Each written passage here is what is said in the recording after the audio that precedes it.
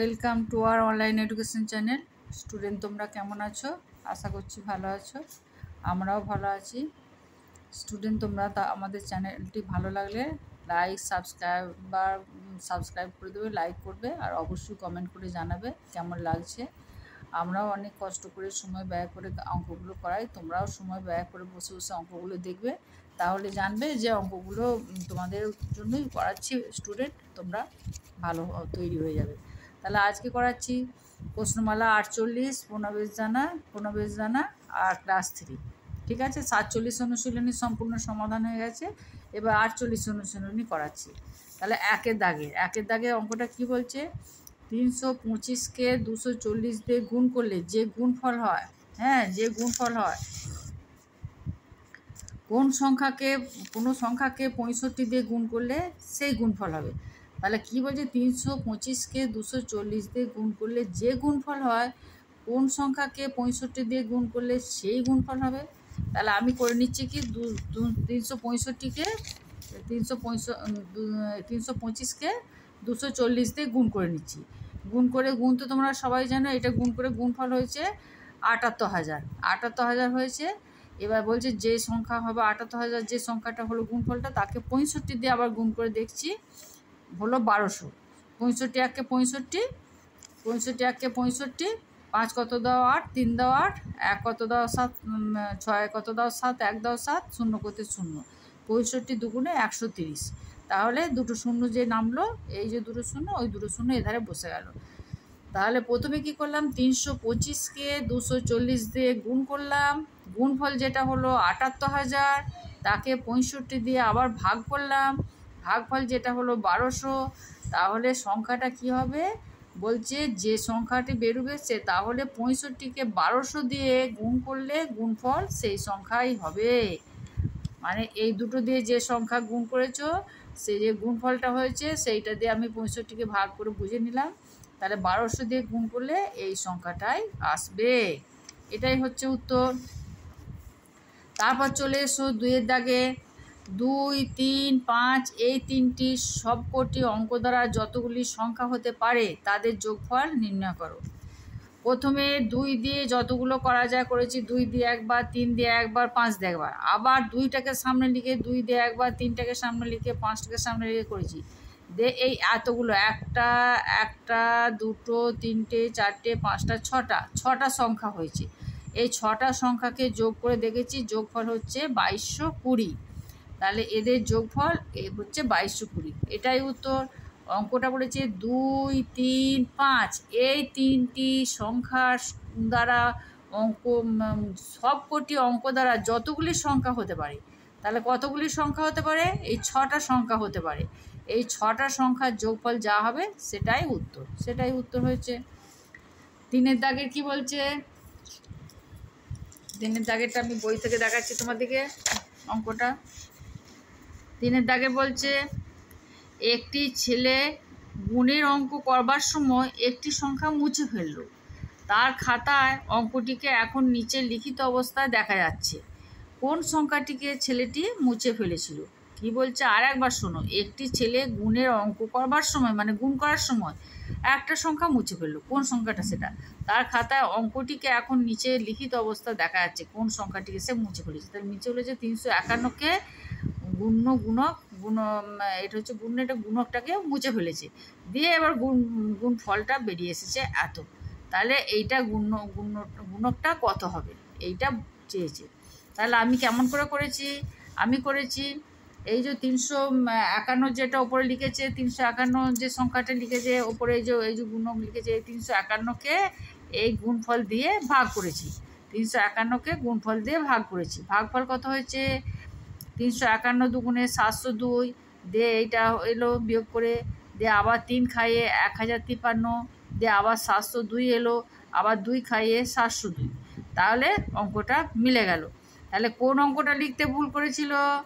এই অঙ্কটা। কী করে বুঝলাম? আবার আমি 351কে এই অঙ্কটা দিয়ে গুণ করে দেখে নিলাম যে গুণফলটা এইটাই আসছে কি না। গুণ করে দেখলাম গুণফল আমার এটাই আসছে। তাহলে লিখতে ভুলে গিয়েছিল এই 232 সংখ্যাটা। তাহলে এটাই উত্তর। তাহলে কোন অঙ্কটা লিখতে ভুলে গিয়েছিল? 232। তাহলে অঙ্কটা ভালো করে বুঝে নাও। 351 লিখেছি গুণ্য, গুণকটা লিখতে ভুলে গেছে, গুণফলটা হয়ে গেছে এত। তাহলে আমি এই 351কে গুণফল দিয়ে ভাগ করে দেখলাম, যেটা বেরোলো 232, সেইটা লিখতে ভুলে গেছে, সেইটা হবে গুণক। কী করে বুঝলাম? কেননা সেইটার সঙ্গে এইটার সঙ্গে সেইটা আবার একবার গুণ করে দেখে নিলাম, এই সংখ্যাটাই আসছে। এই যে আর একবার গুণ করে দেখে নিয়েছি, এই সংখ্যাটাই আসছে। তাহলে 232, এটাই অ্যান্সার।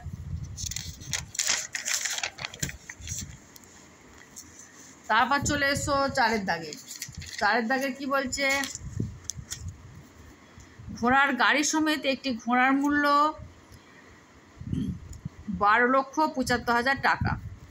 ঘোড়ার মূল্য গাড়ির মূল্য অপেক্ষা 13,500 টাকা বেশি হলে কোনটির মূল্য কত? তাহলে গাড়ির সমেত ঘোড়ার মূল্য কত বলছে? 12,75,000 টাকা। ঘোড়ার মূল্য গাড়ির মূল্য অপেক্ষা 13,500 টাকা বেশি হলে কোনটির মূল্য কত? তাহলে আমি প্রথমে কি করলাম, মেন যেটা মূল্য তার থেকে ঘোড়ার মূল্য যেটা বেশি হচ্ছে সেটা বাদ দিয়ে দিলাম। সংখ্যাটা কত এলো? 11,04,000, এই সংখ্যাটা এলো। এই সংখ্যাটাকে 2 দিয়ে ভাগ করলাম। কেন 2 দিয়ে ভাগ করলাম? ঘোড়া এবং গাড়ি দুটো সংখ্যা, দুটো দিয়ে ভাগ করলাম, করে দেখলাম ভাগফল এই যে 2 দুগুণে 5 দুগুণে 10, 1 করতে 1, 4 করতে 4, 7 দুগুণে 14, এই শূন্যগুলো এই পাশে খেয়ে গেল। তাহলে বেরোলো 57,000। তাহলে 57,000 হলো গাড়ির মূল্য। 2 দিয়ে ভাগ করলাম, একটা সংখ্যা বেড়ে গেল, সেটা হলো গাড়ির মূল্য। এটা একটা উত্তর, গাড়ির মূল্য। আর ঘোড়ার মূল্য কত? ওই যে যেহেতু বলেছে 1, 3, 5, 13,500 টাকা বেশি গাড়ি অপেক্ষা, তাহলে 57,000 টাকা যদি গাড়ির মূল্য হয়, ঘোড়ার মূল্য তার সঙ্গে 13,500 টাকা যোগ হয়ে যাবে, দিয়ে বেরিয়ে গেল 70,500 টাকা। তাহলে ঘোড়ার মূল্য হলো 70,500 টাকা আর 70,500 টাকা, এই যোগ। আর গাড়ির মূল্য হলো 57,000 টাকা। বুঝতে পারছো তোমরা? ভালো করে অঙ্কটা দেখো। প্রথমে যে অঙ্কটা বলে দিয়েছে সেইটা থেকে 13,500 টাকা বিয়োগ করে নিয়েছি, বিয়োগ করে বিয়োগফল হয়েছে এই সংখ্যাটা। এই সংখ্যাটা ঘোড়া এবং গাড়ি এই 2 দিয়ে ভাগ করেছি, যেটা বেরোলো সেটা গাড়ির মূল্য অনায়াসি বেরিয়ে গেল। আর ঘোড়ার মূল্য কত হলো?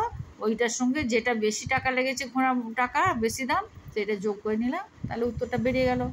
এটাই উত্তর। তারপর চলে এসো 5-এর দাগে। 55 টাকা এবং 72 টাকার অন্তর 15,725 টাকার মধ্যে কতবার আছে? 55 টাকা এবং 72 টাকার অন্তর 15,725 টাকার মধ্যে কতবার আছে? তাহলে অন্তর মানে আমরা সচরাচর কী জানি? অন্তর মানে বিয়োগ। তাহলে 72 আর 55 বিয়োগ করে দেখলাম 17 হলো। 17কে এই 15,725 টাকা, যেটা ওই যে বলেছে 15,725 টাকা, ওইটা দিয়ে ভাগ করলাম, ভাগ করে দেখলাম 9 দিয়ে ভাগ করলাম, 153 হলো। 3 কত 10, 7, 4 10, 7, 2 করতে 2, 17 দুগুণে 34, 4 কত 10, 12, 8 10, 12, 5 করতে 5, 17 5 85। তাহলে 17 5 85, তাহলে সংখ্যাটা কত হলো? 925 বার। তার মানে 925 বার আছে, মানে 55 থেকে 72 অন্তর বিয়োগ হলো, অন্তরটা হলো 17, সেইটা দিয়ে এইটা দিয়ে ভাগ করলাম, কতবার আসছে? 925 বার আসছে। এটাই উত্তর। এটা হচ্ছে 925 বার এসছে, এটাই উত্তর। তারপর চলে এসো 6-এর দাগে। 6-এর দাগের অঙ্কটা কি বলেছে? সমান সংখ্যক 1 টাকা, 50 পয়সা এবং 25 পয়সার মুদ্রা মিলিয়ে মোট 56 টাকা হলে প্রত্যেক প্রকারের মুদ্রা কয়টি করে আছে? এইটা বলতে হবে। সমান সংখ্যক 1 টাকা, 50 পয়সা এবং 25 পয়সা, সব কিন্তু সমান সংখ্যক হতে হবে, হয়ে মোট হচ্ছে 56 টাকা। তাহলে প্রত্যেক প্রকারের মুদ্রা কয়টি করে আছে? তাহলে আমি দেখছি অঙ্কটা হচ্ছে এইটা। 1 টাকা সমান 1 টাকাই, 50 পয়সা সমান 1-এর 2 টাকা, সব টাকায় পরিণত করে নিচ্ছি। আর 25 পয়সা সমান 1-এর 4 টাকা। কেন? 4 25 অংশ, 50 দুগুণে 100, ওই জন্যে সব টাকায় পরিণত করে নিচ্ছি। তাহলে সংখ্যাটা কি হলো? 1 + 1-এর 2 + 1-এর 4, এপিটে করেছি। দাঁড়া, এপিটে এই অঙ্কটা করে দিয়েছে আগে। 1, তাহলে এবার মোট টাকা কত হলো? 1 প্লাস 1 2 প্লাস 1 4। 4 লসাগু হলো, 4 1 4, 4 যুক্ত 2 2 4, 2 যুক্ত 4 1 4, 4 1 4 1, তাহলে 7 4। তাহলে লসাগু কত হলো? লসাগু হলো তোমার 7 4। তাহলে প্রথমে কি করেছি, টাকাগুলো সব পয়সাগুলো টাকায় করে নিয়েছি। 1 টাকা প্লাস 1 2 টাকা মানে যেটা 50 পয়সা, প্লাস 1 4 মানে যেটা 25 পয়সা, লসাগু করেছি 4। এবার লসাগু করে ওপরগুলো করে নিয়েছি। 4 যুক্ত 2 যুক্ত 1 হয়েছে, দিয়ে 7 4 টাকা হয়েছে। তাহলে তারপর হচ্ছে 7 4 টাকা সমান 56 টাকা, মোট 56 টাকা হবে বলেছে। তাহলে 1 টাকা সমান কত? 56 ইন্টু 7 4, 7 8 56। তাহলে কাটাকুটি করে হয়ে গেল 7 4, তাহলে 8 4 32 টাকা। এটাই উত্তর, 32 টাকা। এই অঙ্কটা একটু শক্ত আছে, তোমরা মন দিয়ে ভালো করে করবে। সব কটা টাকায় কনভার্ট করবে, করে যোগ করবে, করে সেই সংখ্যার সমান 56 টাকা। এবার যে 56 টাকা, এবার ওই 1 টাকা সমান কত? 56 ইন্টু 4 7 সমান ওই 7 8 56 কাটাকুটি করেছি, করে 32 টাকা হয়েছে। এটাই উত্তর। তারপর চলে এসো 8-এর দাগে। তুমি একজন শ্রমিককে দৈনিক 480 টাকা হারে বেতন দাও। তাকে 31/12/11 তারিখ থেকে 1/3/12 তারিখ পর্যন্ত মোট কত টাকা বেতন দিতে হবে? বলছে প্রতিদিন কত দাও? 480 টাকা। আর 31/12/11 মানে 11 সালের 31শে ডিসেম্বর থেকে মার্চের 1 তারিখ পর্যন্ত তুমি কত টাকা বেতন দেবে। তাহলে আমি এটা লিখে নিয়েছি প্রথমে। প্রত্যেক দিন বেতন দাও 480 টাকা।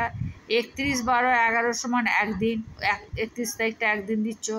জানুয়ারি মাসটা 31 তারিখে 31 দিনই দিচ্ছ। ফেব্রুয়ারি মাসটা 29 তারিখে 29 দিন দিচ্ছ। আর মার্চ মাসে 1 তারিখ পর্যন্ত যেহেতু বলেছে 1 তারিখ 1 দিন দিচ্ছ। তাহলে মোট হচ্ছে 9 আর 1 10 আর 1 11 আর 1 12, 2 হাতে রইল 1, 3 2 5, 1 6, 62 দিন। তাহলে এবার 480-কে 62 দিয়ে গুণ করছো। গুণফল তো তোমরা সবাই জানো, গুণফল করলে গুণটা হয়েছে এইটা। তাহলে বুঝতে পেরেছ, এটা তাও খুব তাড়াতাড়ি করতে গেলে কিন্তু হবে অ্যান্সারটা চলে আসবে না। তোমাকে ধীরে সুস্থে করতে হবে। যে 31 তারিখে 1 দিন হচ্ছে, তারপর গোটা জানুয়ারি মাস হচ্ছে 31 দিন, ফেব্রুয়ারি মাস 29 দিন, আর মার্চের 1 তারিখ অবধি মার্চের 1 দিন ধরতে হবে। ধরে মোট হচ্ছে কিনা 62 দিন। এই 62 দিন যেটা হচ্ছে সেইটা 480 দিয়ে ভাগ করেছো, এই সংখ্যাটা হয়েছে, এটাই উত্তর।